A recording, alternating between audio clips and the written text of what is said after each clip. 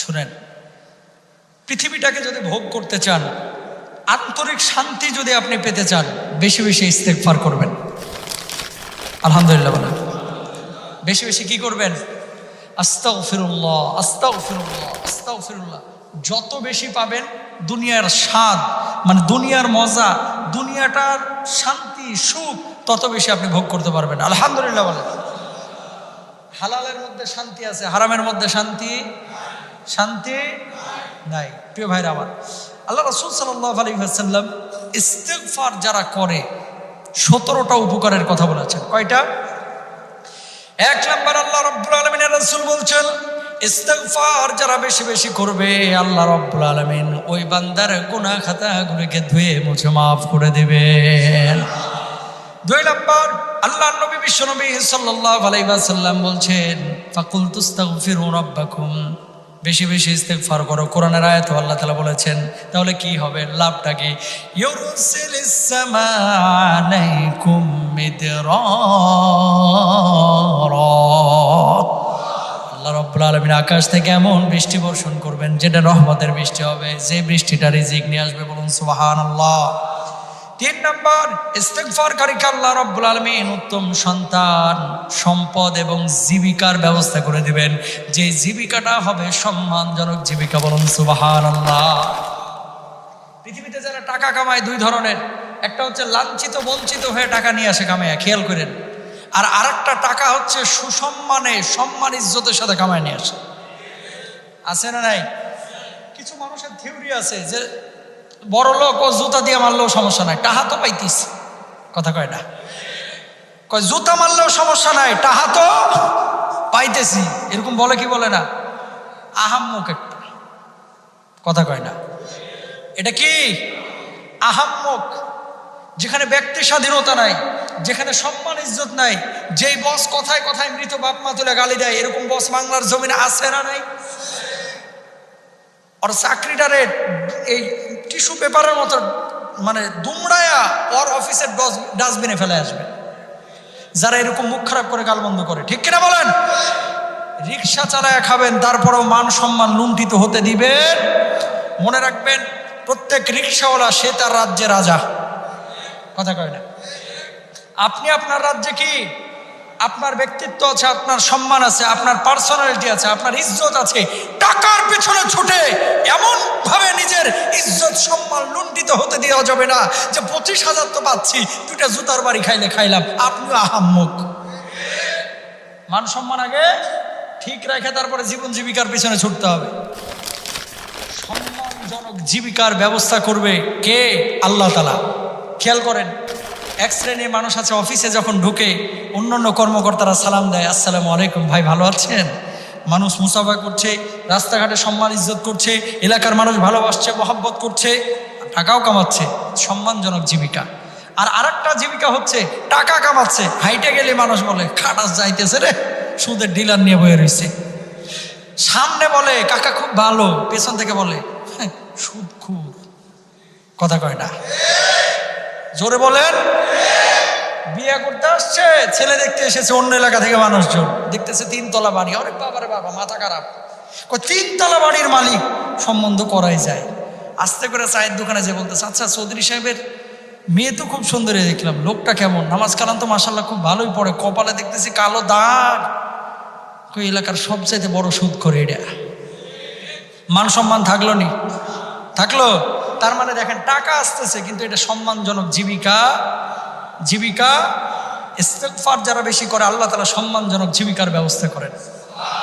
আরো জোরে বলেন। দরকার আছে না নাই? খবরদার, কোন অফিসে যদি এরকম বসেরা বাপ মা তুলে গালি দেয়, ওই বসরে প্রথমে সতর্ক করবেন। কি করবেন? আমি শ্রম দিতে এসেছি, আপনার গালি শুনতে আসি নাই। আমি শ্রম দিব, আমার দায়িত্ব। আর আপনারাও কাজে ফাঁকি দিবেন না।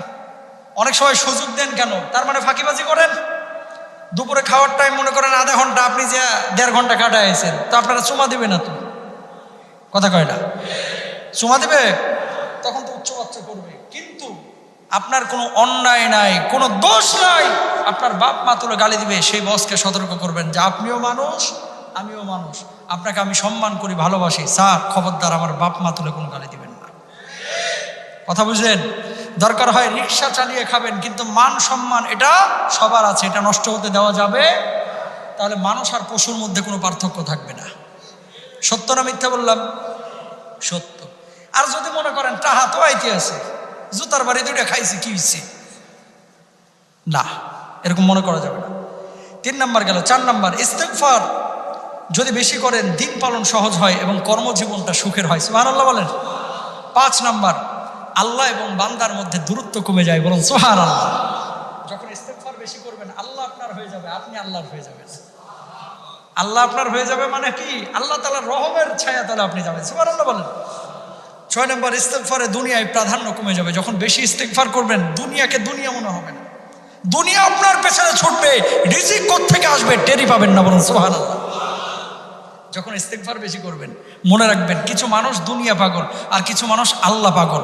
দুনিয়ার পেছনে না, রিস্কের পেছনে না, রিস্কের পেছনে না, দুনিয়ার পেছনে না, টাকার পেছনে না, যিনি রিজিক দাতা তার পেছনে ছুটেন। রিজিক এমনি পায়ের নিচে এসে হাজির। সুবহানাল্লাহ বলেন। আল্লাহর পেছনে ছুটেন। 6 নাম্বার। 7 নাম্বার, ইস্তেগফারের বরকতে মানুষ ও জিন শয়তান থেকে মানুষ হেফাজত থাকে, বলুন সুবহানাল্লাহ। 8 নাম্বার, বেশি বেশি ইস্তেগফারি যারা ইস্তেগফার করে দ্বীনি ও ঈমানি স্বাদ পায়। সুবহানাল্লাহ বলেন। 9 নাম্বার, ইস্তেগফারে আল্লাহর ভালোবাসা অর্জিত হয়। 10 নাম্বার, ইস্তেগফারের বিচক্ষণতা ও বিশ্বাস বৃদ্ধি পায়। 11 নাম্বার, ইস্তেগফারে দুশ্চিন্তা ও পেরেশানি দূর হয়ে যায়। 12 নাম্বার, ইস্তেগফারের কারণে অভাব এবং বেকারত্ব আল্লাহ সুবহানাহু ওয়া তাআলা দূর করে দেন। এটা কোরআনের কথা। যে বেশি ইস্তেগফার করবে আর রিজিকের জিম্মাদার স্বয়ং আল্লাহ হয়ে যাবে। সুবহানাল্লাহ বলেন। ইস্তেগফার মানে কি? আল্লাহর কাছে ক্ষমা চাওয়া। আস্তাগফিরুল্লাহ, আস্তাগফিরুল্লাহ, আল্লাহ তুমি মাফ করে দাও, আল্লাহ তুমি মাফ করে দাও। মানুষও দেখেন না, যদি একজন মানুষের কাছে আপনি ক্ষমা চান যে ভাই আমার ভুল হয়ে গেছে, আপনি আমার মাফ করে দেন, ওর কলিজা শীতল হয়ে যায় না? যে লোকটা আমার কাছে ক্ষমা চাইছে, যা মাফ করে দিলাম। হয় কি হয় না? আর আমার মহান মালিক যিনি মানুষের চাইতে কোটি কোটি গুণ রহমওয়ালা, সে আল্লাহর কাছে ক্ষমা চাইলে আল্লাহ বলবে যে তুই গুনাহ যা করছিস যা মাফ করে দিলাম। বান্দা গুনাহ করতে ভালোবাসে আর আমার আল্লাহ মাফ করতে ভালোবাসে। চাইবেন কার কাছে? আরো জোরে বলেন, আল্লাহর কাছে। ইস্তেগফারে দুশ্চিন্তা ও পেরেশানি দূর হয়ে যায়। অনেকে আন্তরিক শান্তি পান না, বাড়িতে গেলে শান্তি নাই, বাইরে শান্তি নাই, খালি হতাশা, কোনো সংকট নাই, তারপরে মনে শান্তি নাই। হয় কি হয় না? ইস্তেগফার করেন, আল্লাহ তাআলা সেই দুশ্চিন্তা দূরীভূত করে দেবেন। 13 নাম্বার, ইস্তেগফার করলে মহান আল্লাহ তাআলা আনন্দিত হন। ইস্তেগফারকারীর মৃত্যুর সময় ফেরেশতারা তার জন্য সুসংবাদ নিয়ে আসে, বলেন সুবহানাল্লাহ। ইস্তেগফারকারী হাসরের ময়দানে কঠিন মুহূর্তে আল্লাহর আরশের নিচে ছায়া পায়। সুবহানাল্লাহ বলেন। 16 নাম্বার, কিয়ামতের দিন মানুষ যখন অস্থির থাকবে, ইস্তেগফারকারী তখন ডানপন্থী মুত্তাকিদের দলে থাকবে এবং মুচকি মুচকি হাসবে, কোনো চিন্তা নাই। 17 নাম্বার, ইস্তেগফার মানুষকে মন্দ কাজ থেকে বিরত রাখে। আল্লাহু আকবার বলেন। বেশি বেশি ইস্তেগফার করব, তাহলে আল্লাহ তাআলা আমাদেরকেও জান্নাতি হিসেবে কবুল করবেন ইনশাআল্লাহ। যা কিছু বুঝলাম, যা কিছু বললাম, আপনাকে আমাকে আল্লাহ তাআলা সবাইকে আমল করার তৌফিক দান করুন। হাদা মা ইনদি ওয়াল ইলমু ইনদাল্লাহ। ওয়াসসালামু আলাইকুম ওয়া রাহমাতুল্লাহি ওয়া বারাকাতুহু। আসসালামু আলাইকুম।